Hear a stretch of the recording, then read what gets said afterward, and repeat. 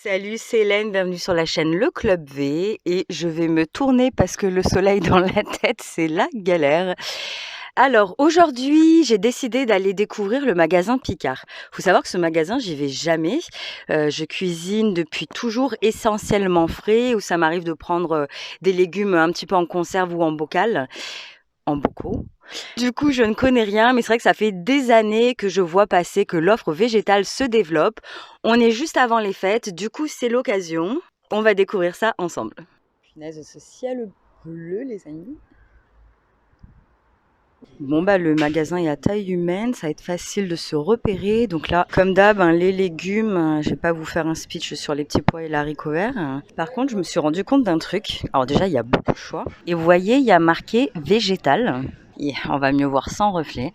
Donc il y a marqué végétal partout. En fait, ce sont les produits véganes. Alors je serais curieuse d'avoir un retour de quelqu'un qui bosse chez Picard. Est-ce que c'est parce que le végétal bloque moins visuellement que si une personne voyait vegan? Tout à fait compréhensif. Je vois à quel point le mot vegan peut rebuter certaines personnes. Je l'applique moi également. Voilà, en tout cas, il y a beaucoup d'options. Et faites attention, là vous voyez, végétarien. Là aussi, par exemple, il y a du lait et du miel. Donc c'est plutôt facile à se repérer. Végétarien vert, végétal jaune. Je suis dans la sélection des fêtes. S'il n'y a rien, est-ce que je vais repartir avec les petits pois? Bon, j'ai demandé conseil finalement parce que c'est éparpillé partout. Alors par exemple, on vient de me conseiller ça. Là, c'est marqué végétarien. Pourtant, je vois aucun produit animal. Alors le régime lacto-ovo-végétarien... Bon, là, on est sur un produit à 5 €. Je vais clairement pas l'acheter. Ça, c'est des choses que je peux faire facilement à la maison. Et dans l'idée, c'est de tester des produits un petit peu atypiques. Donc, voilà. Oh. Alors, je vous cache pas, je passe un message à Picard. Ce serait génial de trouver des produits végétals comme ça, faciles à décongeler pour tous les jours. Clairement, ce moelleux me fait envie. Moi aussi, j'ai parfois la flemme de cuisiner. Ou quand on a du monde qui arrive, hop, on décongèle. Et encore plus, du coup, pour les fêtes. Je vous disais la semaine dernière dans la vidéo Casino, donc je vous la mets en haut à droite, qu'il en faut pour tous les goûts et pour tout le monde. Mais là, de la graine de couscous juste cuite avec de l'huile d'olive, je comprends pas le concept, si vous avez une idée. 6 € le kilo en plus. Bon, là, en accompagnement, petite poêlée, notamment avec un sétan Wellington, par exemple. Si je trouve une recette sympa, je vous la mets sous la vidéo. Faire des petites poêlées de champignons. D'ailleurs, ça peut garnir le sétan Wellington. Ou des bouchées à la reine d'ailleurs. Bon, j'ai trouvé le fameux délice végétal. On a 6,50 pièces, soit quasiment 30 € le kilo. Donc là, vous voyez la compo. Donc ça, je vais le prendre, je vais le tester. Là, le monsieur m'a conseillé les bouchées apéritives. Eh bien non, on le voit dessus. Un fromage de chèvre, mozza et tout ça. En plus, 9 €, même si c'était végétal, j'aurais pas testé. Là, on est sur des petits sapins. Alors, 100 € le kilo. C'est quoi des sapins musicaux? Allez, voilà la compo. Les amis, je vous adore, mais j'ai pas testé non plus. On est en restriction de budget. En tout cas, c'est mignon, ça dépanne. Si quelqu'un a testé, dites-le nous en commentaire. J'ai trouvé des petits nems de légumes. Alors, j'adore ça. Choix végétarien. Regardons ensemble. Ma foi, je comprends pas pourquoi des fois il y a végétal et des fois végétarien. Là, on est sur un produit à 3,50 €. Allez, je teste. Toujours pas de gâteau pour nous. Il y a quand même des chanceux, ceux qui ont acheté mon atelier en ligne pâtisserie végétale. Et oui, tu trouveras la recette notamment du royal au chocolat dans l'atelier et plein d'autres gâteaux de la pâtisserie française. Je te mets les images à l'écran et que tu peux également adapter en bûche. Si ça t'intéresse, retrouve le détail de l'atelier en dessous de la vidéo. Quel repas de fête! Bon, je suis allée chercher une baguette bien fraîche. On prend le sac en coton. Imagine, tu sais, les petits papiers là quand on roule les baguettes, fois le nombre de personnes en France, ou dans le monde, qui achètent ça. La tonne de déchets que ça fait. Donc n'hésitez pas à réutiliser votre tote bag notamment. On va faire décongeler ça et je vous retrouve plus tard. Faites pas gaffe au bruit derrière, c'est ma grand-mère qui se sèche les cheveux. Voilà à quoi ressemble le foie gras. Donc on va le laisser dégeler tranquillement. 5 heures au frigo ou derrière la porte, je sais pas trop. Quel clown! Et là, je fais griller les petits nems. Alors voilà, c'est prêt. Donc moi, les nems, je les mets toujours congelés directement dans la poêle. Par contre, la sauce est au congélateur, donc il faut que tu penses à la sortir un petit peu avant. Le foie gras est sublime, l'odeur, j'aime beaucoup. C'est parti pour le test.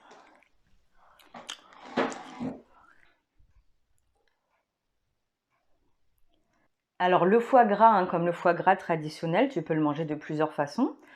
Donc sur du pain frais, sur des petits os, du pain grillé. Là, je vais le manger nature, comme ça va permettre de pouvoir savoir vraiment le goût. Mais généralement, tu peux rajouter également soit des petites baies roses, par exemple, dessus, hein, concassées. De la fleur de sel, c'est également excellent avec un chutney d'oignon. Moi, j'adore la confiture de figue. Et une fois, j'ai également testé, il me semblait que c'était de la confiture, de la gelée de groseille, quelque chose comme ça. Le côté acidulé se marie trop bien. La cerise griotte également, c'est excellent. Finis le toast et je reprends après. Alors, je valide à 100%. Donc, tu peux le sortir un petit peu avant de servir si tu veux une texture plus crémeuse, ou tu peux le consommer directement après à la sortie du frigo pour quelque chose d'un petit peu plus ferme. C'est comme ça que je le préfère, moi. Alors, par contre, au niveau des saveurs, il y a quand même quelque chose qui ressort pas mal. Alors, il y a moyen que ce soit un petit peu la cannelle qui ressorte. Je pense que ça va dépendre de la sensibilité de chacun. Mais franchement, l'équilibre est excellent. Je dirais pas que c'est à s'y méprendre avec un foie gras. Après, ça dépendra des connaisseurs que vous avez en face. Mais franchement, tu peux très bien faire ça passer pour un petit producteur, une production de chez le petit producteur. Mon dernier réel sur le jambon La Vie sur YouTube a fait gros débat. Il y a beaucoup de personnes qui me regardent et qui sont omnivores, pas forcément véganes, et qui se posent la question de pourquoi on mange des choses qui ressemblent à ce qu'il y avait avant. Il y a beaucoup de personnes qui se posent la question et qui disent non mais si t'es végane, pourquoi manger des trucs qui ressemblent à de l'animal? Déjà, faut savoir que être végane, c'est pas une entité. On est tous différents, on a tous notre personnalité, tous nos goûts. Enfin, je veux dire, comme le reste de la population, hein, ça s'arrête pas à ce qu'on mange. J'ai arrêté de manger de la viande à 27 ans. Donc ça fait au moins 25 ans que je mange de la viande, des produits animaux. J'ai arrêté parce que au bout d'un moment, quand on enlève ses œillères et qu'on se dit de nos jours, dans nos sociétés, allez pas me parler des Inuits, on peut manger différemment. Dans mon quotidien, je ne mange pas tous ces produits, ces simili-carnés comme on appelle, ou ces fausses charcuteries, fromages, comme vous voulez. Sachant que moi, j'appelle généralement pas ça faux, parce que ça reste de la nourriture, ce n'est pas faux. Si de temps en temps, j'arrive à retrouver des produits qui me rappellent ce que j'ai mangé toute mon enfance, toute mon adolescence, pourquoi m'en priver? Pourquoi un produit à base de plantes qu'il soit transformé ou pas, en fait, on me parle encore de produits transformés, mais si j'ai envie de manger des produits transformés, qu'est-ce que ça peut faire? Sachant que aux dernières stats, il me semble, c'est à peu près 2% de la population française qui est végétarienne, 98% de la population française est donc omnivore. Vous allez me dire que ces 98% ne mangent que des produits bruts ou de locaux ou de chez le petit producteur. Dans ce cas-là, est-ce que c'est que les véganes qui vont dans les supermarchés et qui achètent tous ces cordons bleus, ces saucisses, les trucs au sel nitrité et tout ça? Je ne crois pas. Et pourtant, on ne fait pas la guerre aux personnes qui achètent des boissons gazeuses, du Nutella, même si ça devient un petit peu plus, tous ces biscuits dans les rayons. Nous, on les mange quasiment pas, puisque de toute façon, c'est bourré d'œufs, c'est de poudre de lait, de lactosérum et tout ça. Et d'ailleurs, regardez dans ces produits qui ne sont pas véganes, il y a souvent de la lécithine de soja.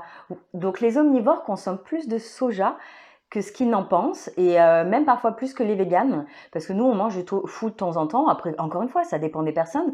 Le tofu qui est généralement produit dans le sud-ouest, hein, c'est marqué sur les emballages. Donc voilà, il y a des fois des réflexions qui me sortent un petit peu par les yeux parce que la réflexion elle n'est pas poussée. Moi, ça fait 7 ans que j'ai commencé à mettre le pied dans le végétarisme au début. J'ai lu assez de livres, d'articles, de témoignages, lu assez d'étiquettes, d'ingrédients. Je me suis formée, intéressée, tout ça. Ça fait partie de mon quotidien, notamment grâce à mon boulot, ou c'est parce que c'était toute ma vie que j'en ai fait mon boulot. Donc je vous invite à pousser un petit peu plus la réflexion, et notamment quand on parle de produits qui ne sont pas locaux. Je dis pas le contraire, il y a des produits qui sont importés, mais comme les personnes consomment du café, du chocolat, du poivre, des épices, des bananes, ce ne sont pas que les véganes. C'est partout dans notre quotidien. Donc j'aimerais bien qu'on arrête un petit peu de nous jeter la pierre, sachant qu'on est quand même une grosse majorité de ce que j'ai pu voir, je connais pas tout le monde, quand on change notre alimentation, on commence à prendre conscience, à lire tellement d'études et de choses, on prend conscience de l'impact écologique. C'est pour ça que notamment beaucoup de véganes ne consomment plus d'avocats, ce qui est mon cas, je dois en acheter peut-être 2 fois par an. Beaucoup de produits, on fait attention, on passe aux cosmétiques solides, aux produits ménagers, on réduit vachement. Beaucoup de produits naturels et tout ça. Quand même, dans notre quotidien, on est nombreux à faire attention. Donc j'espère que le message sera un petit peu plus clair. Après, moi, j'ai toujours été ouverte au débat quand il est respectueux, pas comme donc sous mon dernier réel où on vient cracher son venin. Quand on me pose une question et qu'on me dit bah tiens, il y a ci ou ça, me remettre en question, il n'y a pas de souci. Je dis pas que je fais parfaitement, je dis pas que les véganes sont parfaits, même s'il y a des philosophes de l'époque et tout ça qui parlaient déjà de végétarisme, c'est pas nouveau. L'alimentation végétale industrielle, elle est quand même plus récente. On débute, on découvre, on tâtonne. Il y a beaucoup de marques maintenant qui proposent quand même des produits sains, bons pour l'environnement, bons pour la santé. Moi, je continuerai à promouvoir l'alimentation végétale parce que j'y crois et parce que ça permet quand même de tuer beaucoup moins d'animaux. Ah, oui. Donc j'en reviens à mon foie gras, donc 6 mois en fait, de temps en temps ou une fois par an, pendant les fêtes, j'arrive à me faire un petit kiff comme ça, parce que j'adore le goût. Moi j'adorais le foie gras, je mangeais ça sans problème. Si encore plus pendant les fêtes, je peux avoir quelque chose qui ressemble un petit peu, parce qu'il faut savoir que les réflexions généralement viennent d'autres personnes qui regardent dans notre assiette en permanence. C'est très frustrant, ça a créé beaucoup de problèmes alimentaires. Et pourquoi pas se faire plaisir. Et là je suis en train de voir les nems que j'ai oubliés. Je trouve que la sauce aigre douce prend un petit peu trop le dessus. Moi, j'aime bien plutôt la sauce soja, mais elle est très bonne. Elle a un petit goût de gingembre, il me semble. C'est très croustillant. J'aime beaucoup l'intérieur. Je crois qu'il y a des petits champignons, des vermicelles et tout ça. Franchement, c'est super bon. Moi, je suis une dingue de nems. Si vous voulez m'inviter, vous ne savez pas quoi faire, des nems. Donc du coup, l'offre Picard dans mon supermarché, il y a quand même du choix, mais j'irai plutôt sur des plats du quotidien. Donc c'est le Picard de La Seyne-sur-Mer. Par contre, je m'attendais à avoir plus d'options sur des petits plats de fête. Heureusement que ce n'est pas moi qui prévois le repas. Et encore, ça m'aurait laissé une semaine d'avance, donc c'est pas plus mal. Commencez chez vous. Est-ce qu'il y a des produits que vous avez testés que vous n'avez pas aimés ou d'autres produits que vous avez aimés? Et d'ailleurs, en parlant de Noël, dites-moi en commentaire ce que vous avez prévu. Et si vous avez des petites idées à partager, c'est toujours les bienvenus. D'ailleurs, je vous souhaite de belles fêtes d'ici là. Et on se retrouve la semaine prochaine pour une nouvelle vidéo où je te partage plein de petites recettes.